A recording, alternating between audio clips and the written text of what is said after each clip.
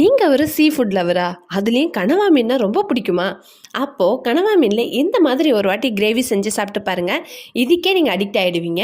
வாங்க அது எப்படி செய்யுதுன்னு பார்க்கலாம். இது தாங்க கனவா மீன். நான் இன்றைக்கி ஒரு 1/2 கிலோ கனவா மீனை வாங்கி நல்லா வாஷ் பண்ணிவிட்டு வேக வச்சு எடுக்கிறதுக்காக நான் இன்றைக்கி குக்கரில் ஆட் பண்ணியிருக்கேன். கனவா ஃபிஷ் பண்ணிட்டீங்கன்னா உங்களுக்கு தேவையான ஷேப்பில் நீங்கள் கட் பண்ணிக்கலாம். நான் இன்றைக்கி கிட்ஸுக்கு பிடிக்கிற மாதிரி ரவுண்ட் ஷேப்பில் தான் கட் பண்ணியிருக்கேன். குக்கரில் கனவா ஃபிஷ் ஆட் பண்ணிவிட்டு அது மூழ்கிற அளவுக்கு மட்டும் தண்ணி ஆட் பண்ணிக்கோங்க. கூடவே ஒரு 1/4 ஸ்பூன் மஞ்சத்தூள், கொஞ்சமாக கல் உப்பு சேர்த்துட்டு குக்கரோட லிட்டு போட்டு மூடி ஒரு 6 to 7 விசில் விட்டு எடுத்து வச்சுக்கோங்க. நான் இன்னைக்கு இந்த கிரேவியை இரும்பு கடாயில் தாங்க தாளிக்க போகிறேன். இந்த கனவா மீனில் பார்த்தீங்கன்னா நிறைய ப்ரோட்டீன்ஸும் ஒமேகா 3 ஃபேட்டி ஆசிட்ஸ் இருக்குது. இது ரொம்பவே உடம்புக்கு ரொம்ப நல்லது. இப்போ கடாய் நல்லா சூடானது. இதில் ஒரு 5 ஸ்பூன் எண்ணெய் ஆட் பண்ணிக்கோங்க. எண்ணெய் நல்லா காஞ்சதும் ஒரு 1/4 ஸ்பூன் கடுகு ஆட் பண்ணிவிட்டு இன்னைக்கு 3 மீடியம் சைஸ் வெங்காயத்தை குட்டி குட்டியாக கட் பண்ணி வச்சுருக்கேன். அதையும் இது கூட சேர்த்து நல்லா வதக்கி விட்டுக்கோங்க.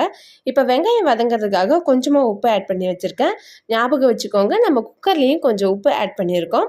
கனவா மீனுக்கு எப்போவுமே கொஞ்சமாக நீங்கள் உப்பு சேர்க்கறது ரொம்பவே நல்லது. அடுத்ததாக இதில் 2 பச்சை மிளகா சேர்த்துருங்க. வெங்காயம் நல்லா வதங்கிட்டு இருக்கும்போதே பக்கத்தில் ஒரு இடிக்கிற குழவியில் ஒரு 10 கிராம்பு எடுத்துட்டு அதை நல்லா தட்டி பவுடராக எடுத்து வச்சுக்கோங்க. அடுத்ததாக வெங்காயம் நல்லா வதங்கிடுச்சு. இப்போ நம்ம தக்காளி ஆட் பண்ணிக்கலாம்.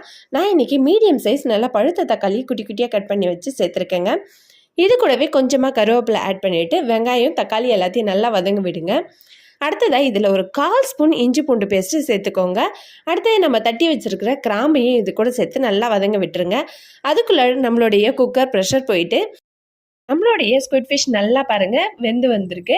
அடுத்ததாக வெங்காயம் தக்காளி நல்லா வதங்கினது இதில் 1/4 ஸ்பூன் மஞ்சத்தூள், 1/2 ஸ்பூன் தனி மிளகாத்தூள், 1 ஸ்பூன் குழம்பு மிளகாத்தூள், கூடவே ஒரு 1/4 ஸ்பூன் பெப்பர் பவுடர் ஆட் பண்ணிவிட்டு நல்லா வதங்க விட்டுருங்க.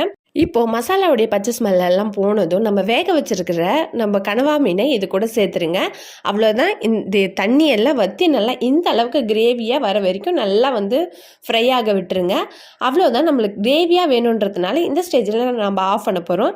ஃப்ரெஷ்ஷான கொத்தமல்லி கொஞ்சமாக இது மேலே தூவி விட்டு அடுப்பை ஆஃப் பண்ணிவிட்டு சுட சுட சாதத்தோடு இதை வச்சு சாப்பிட்டு பாருங்கள். டேஸ்ட்டு சும்மா அட்டகாசமாக இருக்குங்க. இந்த கனவா மீன் ஃப்ரை பார்த்திங்கன்னா என் ஹஸ்பண்டோடைய ஃபேவரட் டிஷ்ஷு. என் பசங்களுக்கும் ரொம்ப பிடிக்கும்.